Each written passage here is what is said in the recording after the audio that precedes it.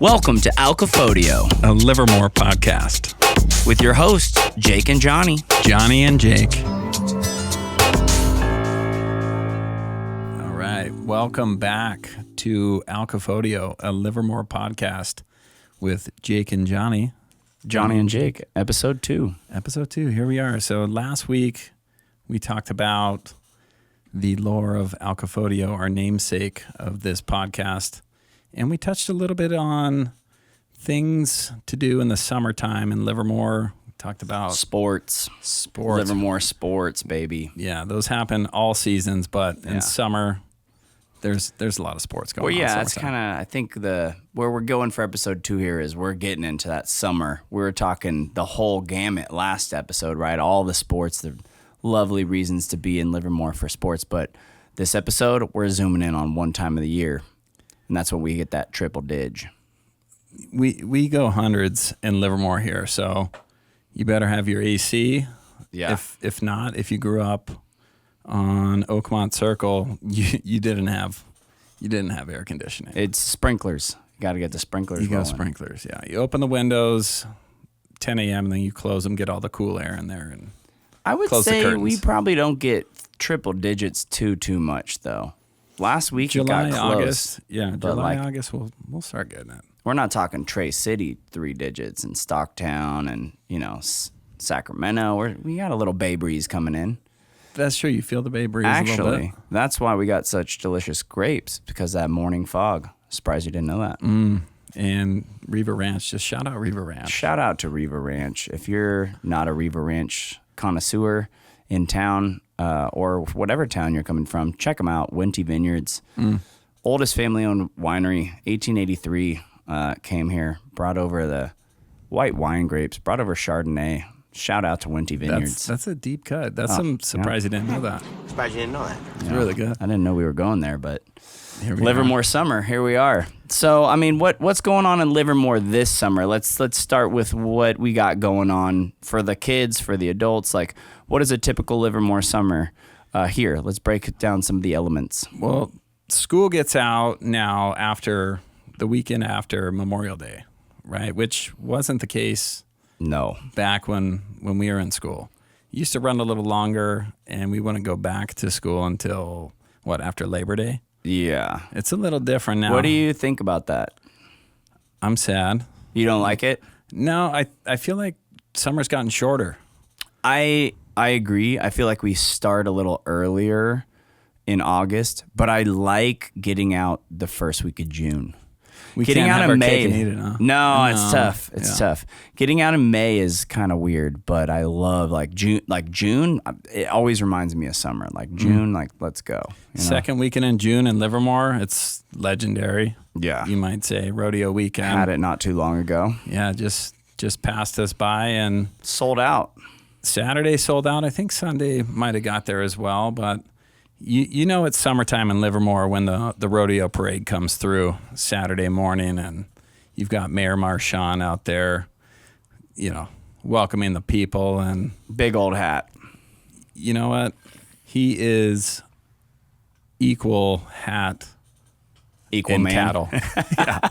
Yeah, some people are all hat, no cattle. He's 50-50 hat and cattle. He's got it all. I love the LPD showing up on the horses and the hats. Oh, shout out LPD keeping us safe out there. But I love that. Them showing up on the horses, that's next level. That's really good. And those horses doing the dances, I don't know if you caught that. Oh, no, I missed. But the LPD does the Cowgirl Luncheon, too. They do the service.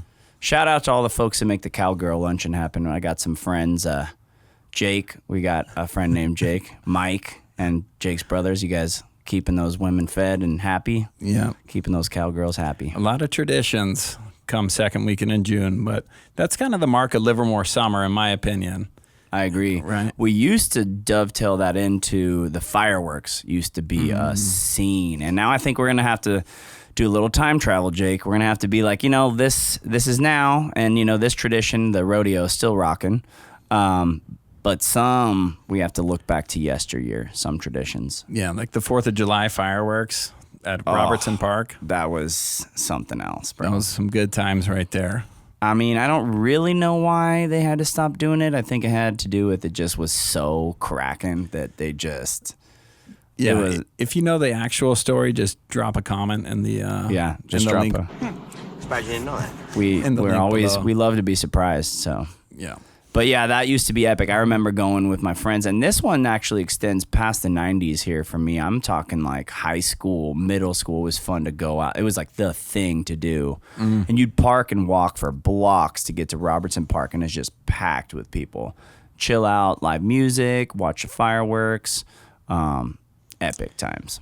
Yeah. And they don't do the fireworks anymore. They moved it to, where was it? They were shooting them off off the parking garage. Yep, and you'd sit at the bankhead, and that was cool. I imagine, did they ever do Stockman? I kind of fell off on that. You know what? We've been doing our own. No, they do it because we walk down from our house and we watch it. Okay. Well, shout out Livermore Fireworks. We're still rocking. We're piecing it back together. It's tough when you have something from the past. It's so intensely amazing. But yeah, so summertime, that's June to July, but in between we're scrambling to get those kids taken care of. What do you got your kids doing? Well, the lucky thing for you is if you're getting into Livermore, there's no shortage of activities for these kids to be doing. I think we really have to start at the real base level, and this one's been going for years, is the library reading program. Ooh. Bro, yeah. I remember getting like A's tickets, but also like you could get into an A's game for like 50 cents back in the 90s. But I remember like you read like 5 books and they're like, guess what? You're going to the A's game. You get the Dennis Eckersley poster. That's a legend. Dennis Eckersley, it was him in I think he had like a firefighter's coat on. Mayor Marchand and Eckersley are on the Mount Rushmore of mustaches. For sure. And Raleigh Fingers. Yeah, there you go. Yeah. That's a nice list. Yeah, pretty good. But yeah, summer reading, that's big. Killer still going on. In fact, get your kids in there now if you're a Livermorean and you got kiddos. Get them in there. There's all kinds of prizes you can win, positive things to do. Get those kids' eyes on print as much as you can and off those screens. I mean, we got to do what we got to do, but that's something to talk about. How do you get the eyes off the screens in the summertime? It's tough because a book... Folks got to work, Yeah, because usually when the kids read, you kind of have to...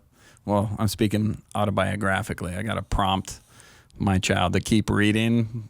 She kind of tends to... We're in the same boat. Slip over into the screen section. But I mean, my books, I was like, okay, I'm doing the summer reading program. I'm going to read however many books. I'm like 20 books. First book, Goosebumps, Choose Your Own Adventure. Got to page 5. That's one book. That's it. John, you always did look for a loophole. Hey, reread the next book. I got a little further. Same book. You could reread the same book, But yeah, so, Goosebumps. Throwback. Hey, the kids still love them. Still love them. 4th grade, 3rd grade. Still love them. So we got all kinds of camps all over Livermore. As we mentioned in the last episode, every single sport's got a camp. My kid's he's not doing it, but Tri-Valley Ice has got the ice hockey camps rolling right now, getting those kids dialed in. Hey, not a bad place to beat the heat. Oh, man. You're cooling off there, but you could also cool off at some swimming. Right? We talked about swimming. LARPD has it dialed in. Like, cool off in the creek with Ranger Danny. Ooh. Get in there. Yeah, and learn about some wildlife. Sycamore Grove. Yeah. Go find a salamander out there. He'll get you one. He'll show you exactly where they hang out. Yeah, big shout out to Ranger Danny and actually all of LARPD. They put on some fabulous camps. You can get to the pools. They got swim lessons. We're doing swim lessons right now. Nice. We're at Maynissen. How we doing? Did you know that Maynissen is a person? That's a person, I heard. Surprised you didn't know. I'm surprised you didn't know that. Yeah, we're over there. Okay. It's going great. I love them. We do them every year. They also have the splash pad area. If you're a parent with young kids, that is the spot. We used to go to that spot all the time. You get the wade-in pool and the little slides and stuff. That was some good action. Well, some other good action downtown. Walking around there, Lizzie Fountain. Oh, there can't beat that. There's a lot of cooling down that happens there. You might talk about a price reduction. That's a freebie right there. Get into action. That's a good place to cool off. What else is going on summertime camp-wise? Gymnastics camps. Oh, my gosh. There's those. All the sports camps. I mean, there's stuff. There's definitely no shortage of list of things to do. But you know what? I can't help but take a trip down memory lane right here and juxtapose these kids' experience, which, I mean, shoot, camps cost cash, right? And, I mean, I wasn't going to these camps. Were you going to these camps? No, I was riding the bikes around and I was on the Wheels bus to the mall. That was my camp. That was And that's $1. a little later. Yeah. Well, it was probably cheaper back then. It's still about $1. It's $1 right now. Yeah. Oh man. The 30 will get you. You know. I think there might have been a pass where you could. Oh, just unlimited rips. Yeah. But speaking of other passes, we forgot to talk about Granada Bowl. Oh. They got a kids deal going on all this summer. All summer. Kids are free bowling. Yeah. That is epic. In fact, I was kind of looking up some knowledge on Granada Bowl. You know that they were 64, site of a lot of popular different establishments before then. There was like a barrel factory, Pioneer Winery, and then all of a sudden the 60s hit and it's time for Granada Bowl. And it's more than just a bowling alley. You remember the casino? Oh yeah, the Lucky Buck. I was never old enough to experience a casino. I probably was, but I just never did. Mm-hmm. But love me some Granada Bowl. Yeah, but the kids will hit that arcade so hard. Oh man, The bowling is free. However, the arcade will get you. The arcade will get you in the end. That's this is for 20 at least. I got a surprise you didn't know that. At one point, I held the record on the Lakers machine. It's next to the Warriors, the Lakers, is that and a then fact? there's the Rockets or whatever the third one is. I had it for like a day, and then this kid just took it to me, bro. No way. And I don't know if they just reset the record. It was only like 64 or something like that. But when I get in there, I just tune into like my zone. Like that's my game. What's your game at the arcade? I'm with you on that. Yeah, and skee ball too. That's a classic. Skee ball is a classic, but some things don't change, you know. There's also this other one where you put tokens in and then they push out. Oh. So there's two people, right? The ticket. Ticket folk and then the non-ticket folk. I was always a non-ticket folk, but tell me about this ticket life. Well, my wife's into that more than I am, that one. And she's pretty good at it. She's getting the jackpot. She hits the jackpot, gets all the tickets and big stuffed animals. Get the big stuffy. There's no squishies there, which is a miss. Not yet. I think. Not yet. That's true. They'll get them once they become unpopular. Yeah, exactly. They still got pogs in there though. That's true. That's another episode though. Okay. That's not. Well, I mean, what else? I was gonna say let's take a trip down memory lane. I was trying to start to steer us down this. Okay, so this is what we got kids doing, and nowadays, like obviously, we've got screens everywhere. Got to do what you got to do, you know. All these camps are expensive. Sometimes you're at home working. You got kids at home trying to get them to read, but you got to, you know, summer can be really hard for some folks.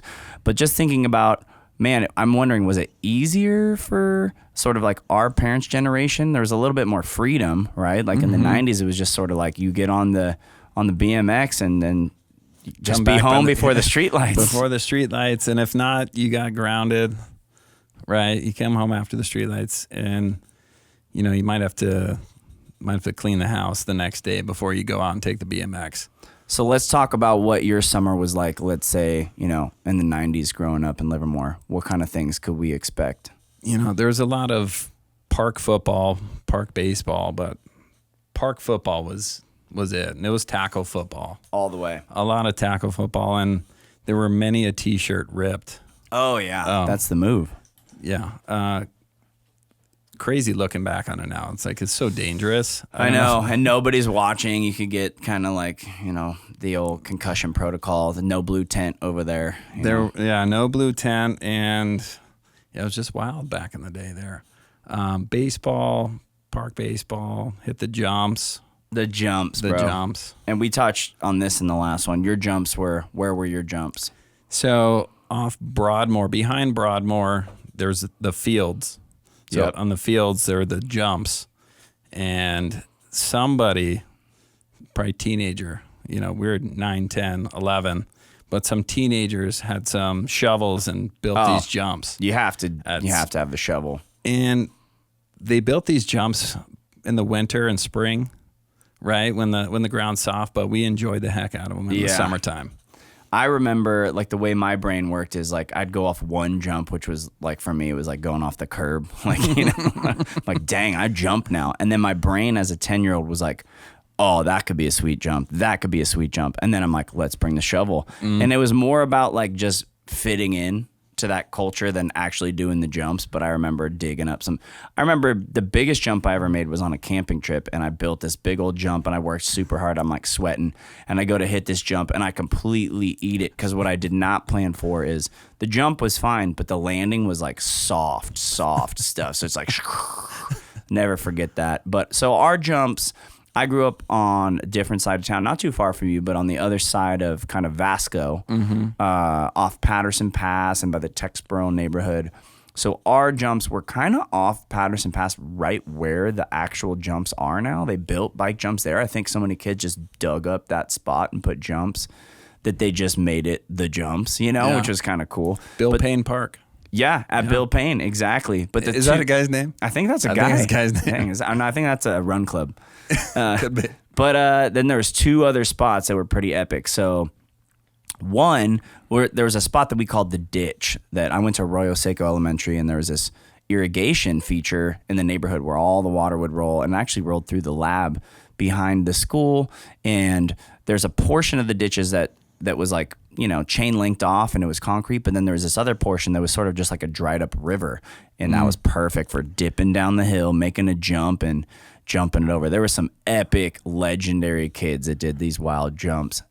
Yeah. Shout out to my boy Henry, who was just the bike like legend over there. Yeah. We'd always be like, whoa, dude, that kid's nuts. So bike jumps were big, but a little bit later down the line, inline skating became huge in Livermore, and probably worldwide. Bladers. But the epicenter was Livermore, California. So, and it depends on your perspective. So some of the perspective is like, whoa, slow down. Skateboarding has always been big. But then here come the bladers, and then I think that's what kind of caused the rift.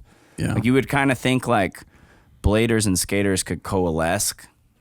Slow down. It was one or the other. Yeah. And unfortunately, the outsiders. Exactly. I was rocking the blades. Yeah, I actually had some Rosies with some metal chassis with some grind plates and sole grind plates. I had Rosies as well. Did you happen to remember Inline Sports in Pleasanton? That's where I met you. Yeah, probably. Right. Dude, you remember that spot, right? That little that's hole. Where everybody went. That's where you get your Rosies or your K2 fatties. You got to get the Fat Boys and Little Rocks. Oh, man. Right? Yeah, you didn't move too fast on those things, but boy, oh boy, were those fun. So I actually did both. I played roller hockey first, and that was a weird thing because then when I started like blading, you have to have small wheels, but in roller hockey, that's not good because you can't move as fast. So it's kind of like, what am I doing? I would like switch my wheels out. It was weird. What about the bearings? Dedication. What ABEX did you have? Dude, I mean, back in the day in ABAC 3, like when they first came out with the ABAC 3, you're like, dude, I'm flying. Did you have ABAC 3s? I did at one point, but they got 5, crazy. 7s, 9s. Oh yeah, I never got there. But you had the boneless knee pads. I did. That's one thing that was like the so jealous. I'm so jealous of it.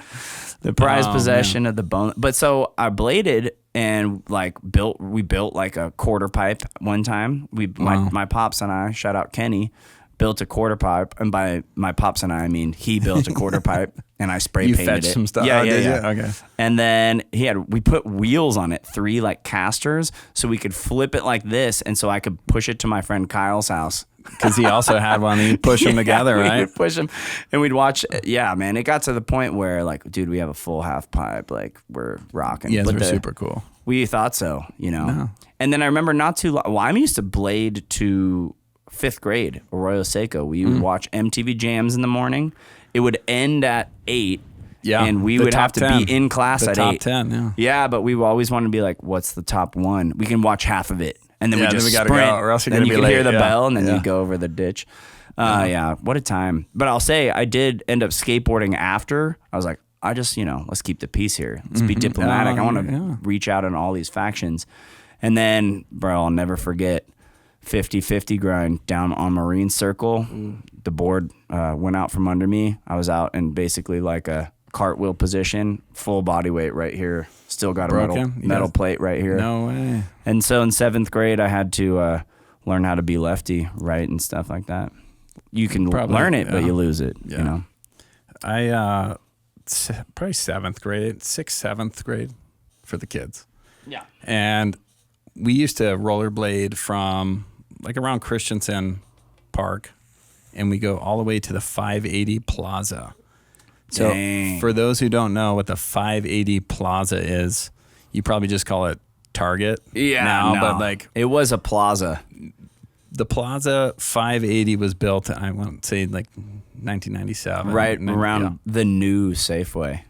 Right across from the new Safeway, the 580 Plaza. So our friends, we'd rollerblade and go up and over the overpass, and that was dangerous. Yeah, man, there's still no sidewalk there. No sidewalk. Or bike lane. But I will tell you that you can shoot the duck going down that thing. And I'll tell you, the first time you do it successfully. The second time you think you could do it again, and you go a little faster, and you eat it. And we're talking no boneless. No boneless, no elbow pads. That's a legendary story. Probably no helmet either, which there's some kids don't try this at home. How old do you think you were? 7th grade, 6th grade? Yeah, probably 12, 13. So there's some 8-year-old out there that just tells your story, bro. Just this story out there, like, I'll never forget the day Jake Fahnhorst shot the duck down the overpass. I saw him. I was in the passenger seat of my parents' car, and I see this kid eat it and roll and tumble and just bleeding. Google shoot the duck if you're listening, Mom, so you know what that means. That's true. That's our primary audience. Yeah. I learned to shoot the duck at the Golden Skate because at 5th grade promotion, Arroyo Seco, you got to go to the Golden Skate, and I thought it was so cool to, like, when people would hold hands and be like, woo, shoot the duck right under there, you know? Red light, green light. Red light, green light. That was played there. That was great, dude. Yeah. So summertime, spend some you time over there. You can still go to the Golden Skate if you want to go right now. Kids, I believe, is still open, right? You can get ice skating, do these kind of activities. But yeah, this is kind of some pieces of summer. It was a lot different. You know, the kids now, it's more like, I don't know, what movies and shows you want to watch are kind of like on the screen. And there seems to be like a cultural push away from parents not wanting their kids to do it. Our version of that, though, was so much more interactive. It was like, bro, let's go to Blockbuster right now and rent Terminator 2. Oh, man. You know what I mean? I couldn't because, rated R. You could beg your parents. And exactly. Then I never got it. I had to go sleep over at somebody's house to see the T-1000. Speaking of Blockbuster, I recently, maybe 5-6 years ago, found a Blockbuster video case. I rented not Cruel Intentions. What's the one with the skulls and it has Ryan Phillippe? Oh, I'm tracking. Is it called Skulls? Drop a comment below if you know this one. Yeah. Anyhow, dang. We got a maybe internet machine. 25 years ago, my mom gets a late charge, which was like, I think it was like $2,500 from Blockbuster. It was a lot, but she was like, "Did you rent Skulls?" No. And I said, "Yeah, but I turned it in." She's like, "They say you didn't turn it in." And I convinced my mom. Well, I thought I turned it in. The Skulls? Was it the Skulls? Yeah, dude. The Skulls. Wait, this one with Pacey? Yeah, Pacey Widow. Pacey was in there. Yeah. Shout out Mighty Ducks. And I said, "Mom, we turned it in. I promise you." Yeah. I remember turning it in. Turns out I didn't, and somehow it made it from my house. It's still in my current house up in the it's in the rafters. So luckily, Blockbuster went out of business, or else my mom would have paid $2,500 for that. You'd be mowing some lawns, bro. That's tough, man. Yeah. I mean, but what a different time, right? Like you'd go and like you'd run to the one wall that had whatever movie it is, right? Like Predator, the new one, the new Arnold Schwarzenegger movie, really. Yeah. Or and then boom, you'd have all these like things behind it, but the video wasn't in there. You had to go take it up, and then they'd take it out of the secret locked box and put the video in your hand. What a time to be alive. And you felt there. like that was Friday night, you know? Yeah. And boy, that was like, what, a couple bucks? Like that was a cool like thing a parent could do. I'm trying to think the equivalent of that now. It's like buy an app, go over there. Yeah, that's pretty much it. It's like, can I get more Robux? Yeah, gosh. The home run though, did you ever be a part of a sleepover situation where someone rented a game console from Blockbuster? Oh yeah. Because like PlayStation 1, that's kind of like the bikes on the lawn. Yeah, the bikes on the lawn is like, bro, I heard that Jeremy got PlayStation 1 tonight, and we got to go play Echo the Dolphin. No, that was Sega CD. I know. Parappa the Rapper. I remember doing it with Sega CD, which was, I thought, kind of a weak system. And then we literally got Echo the Dolphin. I'm like, I know this is supposed to be cool, but this is kind of whack. He did some cool flips and stuff. It wasn't quite Sonic. It was just like, where are we going with this? Sonic was action, cool songs. I'm like, am I going to hit this jellyfish? Like, it wasn't the same. But PS1, Crash Bandicoot, all night long, dude. Good call. All night. Good call. And then, come on now, anyone our age that didn't try to beat Mortal Kombat's 1 through 17, like, at a sleepover, like, what were you doing? You missed opportunity. If you had the blood code on Sega, up, down, left, right. No, surprised you didn't know that. I'm gonna check. But Mortal Kombat, that was the game, or Street Fighter, I guess. Super Nintendo. No, I guess we're talking PS2 and no PS1. Yeah, I'm not sure, but having sleepovers was a big summertime thing, and guess what? Still a big summertime thing. That's still alive. And as a teacher now of 10-year-olds, I'm like, you guys got to come up with a better name. Y'all ain't doing no sleeping. Stay up over. All right, so I'm wrong, bro. It was ABACABB. Yeah, I don't know what. Up, down, down is Contra. Is it? No. Up, down, left, right is stuck in my head, but I'll have to consult that. That's Contra. No, I wasn't a Contra guy. I don't know what that was. It was a Sega code of some sort, but all right, here's the other thing now. Like, kids are like, boom, instant on the tablet this summer. AOL dial-up. Wow. Come on now. Take me back. You had to earn it, baby. Hold on. What's your aim? What was your aim? Oh, dude. So actually, AOL dial-up's later, where we were like 10-year-olds, right? But now we're entering the middle school era. Because at this point, I'm trying to meet some female friends from like the Philippines or something. Like, and where are you? You know what I mean? Yeah, ASL. I had broken my arm, so it was GIMP Papa 7. That was the name. That was it, man. What were you at? I was Fonzie 55. So that's way stronger. You could still roll 55. With mine. Mine was pretty bad, but you know, what are you gonna do? You live and you learn. That was some good time. Now the kids just connect on Kids Messenger on Facebook. I don't know if your kids do that, but not yet. Yeah, Hadley's just constantly calling her friends. No, that's good. The connection mix is good. You know? I guess it's. The sleepovers are still rocking. Sleep, good. And like you said, there's minimal sleep. There's a lot of snacks and endless like sugar. And right? I mean, sometimes you can work them out on a trampoline or something. I think those are still big. I don't personally have one, but I remember like at that age was like, oh, we got to go to Brandon's. He's got the trampoline. And we'd be like, let's sleep out on the trampoline and look for ghosts, which that's a whole other episode, bro. We got a ghost pod coming. Okay, that's coming. But summertime in Livermore, tons to do now. There was tons to do back then. A great place to grow up in the summertime. You know? Yeah, incredible place. It still is. Wonderful businesses now. So many mom and pop businesses doing amazing things.